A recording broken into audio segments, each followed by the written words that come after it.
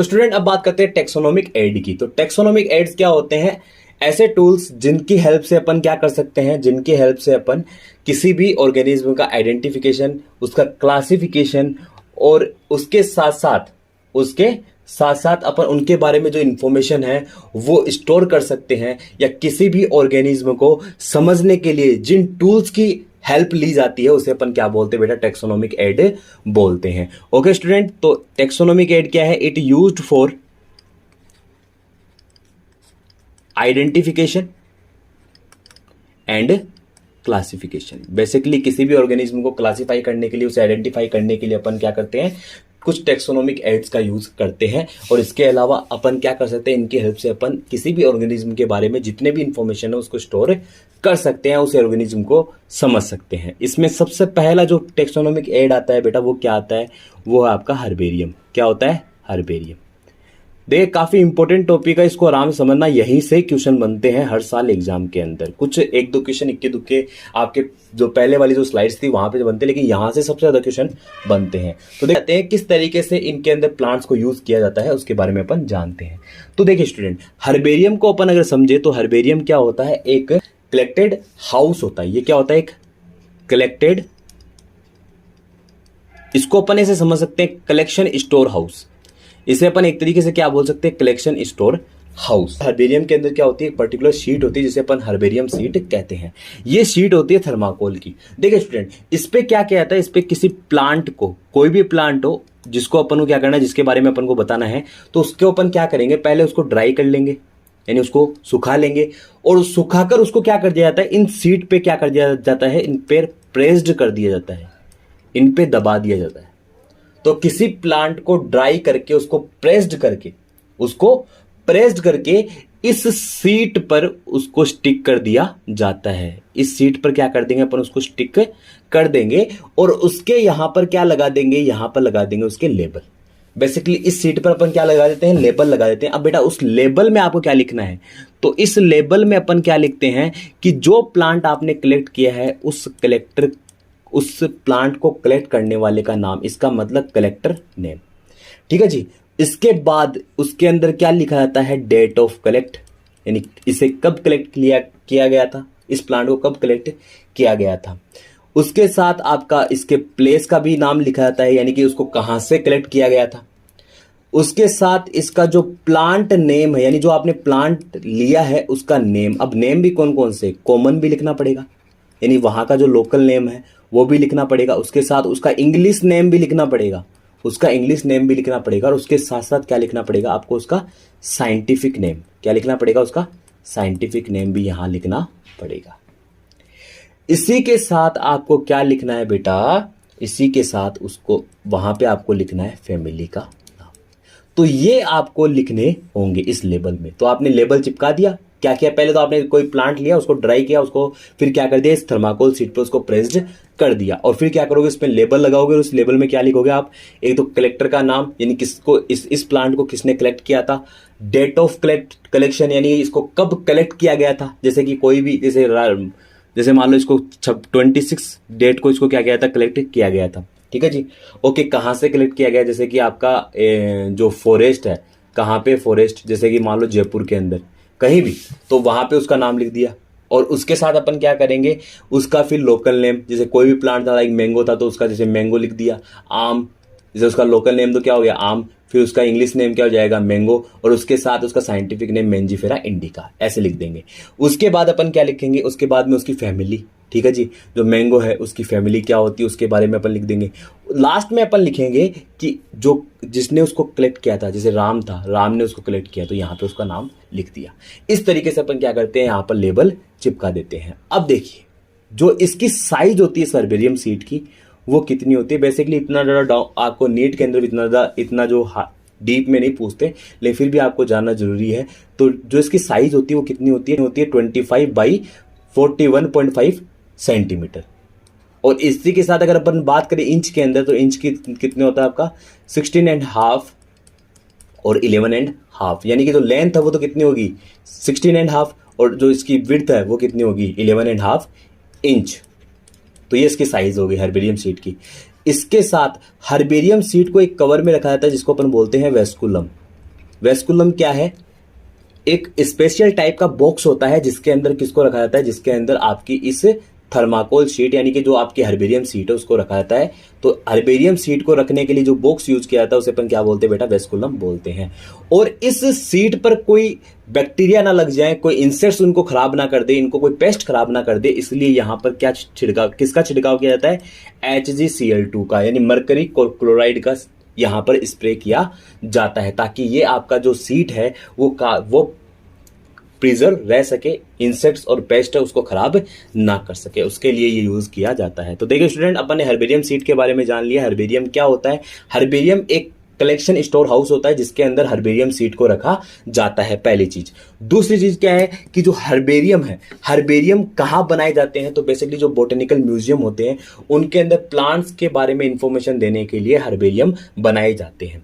Okay student, तीसरी चीज कि हर्बेरियम सीड में क्या क्या लिखा जाता है, उसमें एक लेबल लगा दिया जाता है। पहली चीज कि हर्बेरियम सीड को तैयार कैसे किया जाता है। तो देखिए स्टूडेंट, हर्बेरियम सीड को तैयार करने के लिए सबसे पहले प्लांट्स को लिया जाएगा, ठीक है, प्लांट्स को कलेक्ट किया जाएगा, उसको फिर ड्राई किया जाएगा और फिर ड्राई करके उसको सीट पे प्रेस्ड कर दिया जाता है, ठीक है। उसके बाद अपन क्या करेंगे? उसके बाद अपन एक लेबल चिपकाएंगे उस पर और लेबल के ऊपर लिखेंगे कि सबसे पहले उसको कहाँ कब कलेक्ट किया गया था, जैसे कलेक्शन की डेट लिखेंगे। उसके बाद में या कोई भी जो प्लांट्स है उसको कहाँ से लिया गया था, उस प्लेस का नाम लिखेंगे। उसके बाद उस प्लांट का कॉमन नेम, इंग्लिश नेम और साइंटिफिक नेम लिखेंगे। उसके बाद अपन क्या लिखते हैं? उसकी फैमिली के बारे में लिखते हैं, भाई कौन सी फैमिली से बिलोंग करता है। और लास्ट में अपन लिखते हैं कि उसको किसने कलेक्ट किया था। अब अपन जो सेकंड जो टेक्सोनोमिक एड है उसके बारे में बात करेंगे, जो है आपका बोटेनिकल गार्डन। क्या होता है? Botanical garden.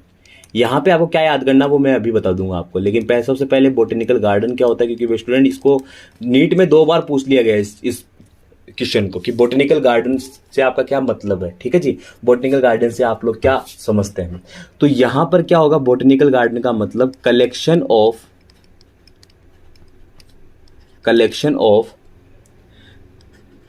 Living plant for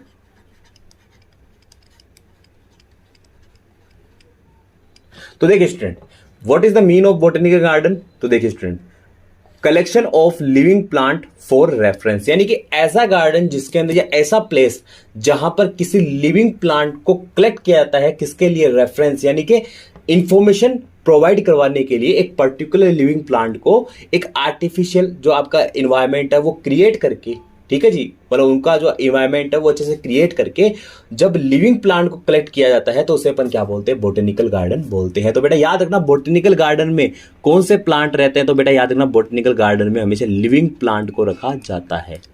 यहां पर किसको रखा जाता है? लिविंग प्लांट को रखा जाता है, ठीक है जी। बस इतना याद रखना। अब नेक्स्ट जो बातें आपको याद रखने की है कि कुछ बोटेनिकल गार्डन के नाम, ज्यादा नहीं है, 3 ही है। रॉयल, तो रॉयल बोटेनिकल गार्डन कहाँ है? क्यू, इंग्लैंड के अंदर। और बेटा याद रखना ये क्या है आपका? World largest botanical garden. World largest botanical garden कहां पे है? Royal botanical garden, Q, England, ठीक है। अब अगर बात करें कि इंडिया में सबसे बड़ा गार्डन कौन सा है, तो बेटा याद रखना इंडिया में सबसे बड़ा गार्डन है इंडियन बोटेनिकल गार्डन। ये तो आपको याद हो जाएगा। इंडियन बोटेनिकल गार्डन है वो बेसिकली है कहाँ? कोलकाता के अंदर। कोलकाता कहाँ आता है? वेस्ट बंगाल में। और कोलकाता में भी कहाँ? हावड़ा। हावड़ा में भी कहाँ? हावड़ा में भी आपका शिवपुर। तो कई बार शिवपुर भी दे दिया जाता है उसमें, कई बार हावड़ा भी दे दिया जाता है, कई बार कोलकाता भी दे दिया जाता है, कई बार वेस्ट बंगाल भी दे दिया जाता है, इसीलिए मैंने इन चारों को लिखा है। नेक्स्ट आपका है NBRI। अब NBRI मैंने क्यों लिखा है सीधा? क्योंकि इसका कई बार पूरा फुल नेम पूछ लेते हैं।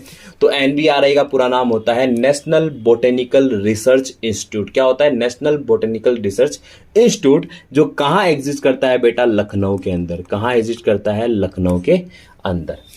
जो इंडियन लार्जेस्ट जो बोटेनिकल गार्डन है वो तो कौन सा है आपका? इंडियन बोटेनिकल गार्डन, जो शिवपुर, हावड़ा, कोलकाता, वेस्ट बंगाल में प्रेजेंट है। और सबसे वर्ल्ड का सबसे बड़ा बोटेनिकल गार्डन कौन सा है? Royal botanical garden, Q, England के अंदर। तो ये बात हो गई स्टूडेंट बोटेनिकल गार्डन की। अब नेक्स्ट अपन चलते हैं, नेक्स्ट आपका आता है म्यूजियम। तो म्यूजियम क्या है? It is a collection of preserved plant and animal species for study and reference. यानी इंफॉर्मेशन ऑब्टेन करने के लिए या जो स्टडी करने के लिए जो आपका प्लांट और एनिमल स्पीसीज है उनको प्रिजर्व करके कलेक्शन किया जाता है, तो उसे अपन क्या बोलते हैं, म्यूजियम बोलते हैं। म्यूजियम में बेटा इतना याद रखना, म्यूजियम में क्या रखा जाता है, डेड एनिमल्स और डेड प्लांट को रखा जाता है। ठीक है, तो कैसे रखते हैं, तो बेसिकली जो प्लांट और एनिमल है, तो प्लांट और एनिमल के जो स्पेसिमेन है उनको प्रिजर्व करके रखा जाता है। किसके अंदर, प्रिजर्व सॉल्यूशन के अंदर, जिसको अपन क्या बोलते हैं, जिसको अपन बोलते हैं फॉर्मेलिन। ठीक है, क्या बोलते हैं, फॉर्मेलिन। इस वर्ड से आप लोग परिचित होंगे जिसने लैब वर्क किया है। अगर जिसने लैब वर्क नहीं किया वो बंदा परिचित नहीं होगा।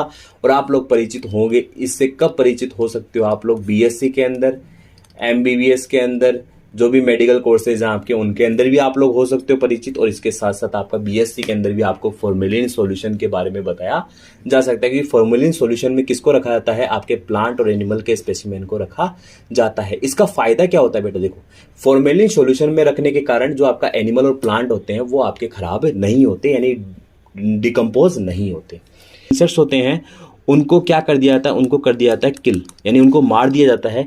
और उनको मारकर, उनको कलेक्ट करके, मारकर उनको क्या कर लिया जाता है, उनको कलेक्ट कर लिया जाता है। और फिर कहाँ भर देंगे उसको, जो आपके बॉक्सेज होते हैं, ठीक है जी, जो बॉक्सेज होते हैं उनके अंदर जो पिन्स होती हैं, ठीक है जी, पिन लगाकर उनको वहां पर रखते हैं। जो बॉक्सेज होते हैं उनके अंदर क्या किया जाएगा, जो आपके डेड इंसेक्ट्स हैं जिनको पहले मार लिया गया है, उनको डेड इंसेक्ट्स को अपन कलेक्ट कर लेंगे। कलेक्ट कर कर उनको उस बॉक्स में पिन्स के द्वारा अपन वहां पर रख देंगे, उनको वहां पर कलेक्ट कर लिया जाएगा। अब नेक्स्ट आपका आता है कि भाई जो आपके बड़े और बर्ड्स और मैमल्स हैं उनको तो अपन डिब्बों में बंद करके नहीं रख सकते, तो कैसे रखेंगे, तो उनको अपन क्या करते हैं, उनको अपन कहीं भरकर प्रिजर्व कर देते हैं। यानी जो बर्ड्स और मैमल्स हैं उनके स्पेसिमेन को अपन क्या करते हैं, जो सॉल्यूशंस होते हैं उनमें भरकर उनको प्रिजर्व कर दिया जाता है। या उनका स्केलेटन जो होता है वो आप अपन म्यूजियम में रखते हैं। जैसे कि कई बार डायनासोर्स का आप लोग जो पुरानी मूवीज हैं लाइक जुरासिक पार्क है, इनके अंदर आपने देखा होगा जो वहां पे जो लैब होती है, जो कि म्यूजियम होता है, वहां पर बड़ा सारा डायनासोर का क्या लगा रहता है, जो स्केलेटल है, स्केलेटल जो होता है वो वहां पर आपको देखने को मिलता है। तो ये सारे जो म्यूजियम है वहां पे इनका स्केलेटल सिस्टम भी वहां पे देखने को मिलता है। नेक्स्ट आपका आता है, नेक्स्ट जो आपका टेक्सोनोमिक एड है स्टूडेंट, वो है आपका की। क्या है, की, चाबी। ठीक है जी, तो बेसिकली की जो है उसका यूज सिमिलरिटीज और डिसिमिलरिटीज के बेसिस पे प्लांट और एनिमल को आइडेंटिफाई करने में किया जाता है और उनको क्लासिफाई करने के लिए किया जाता है। तो एक वर्ड यूज होता है जिसे अपन बोलते हैं कपलेट। क्या बोलते हैं अपन, कपलेट।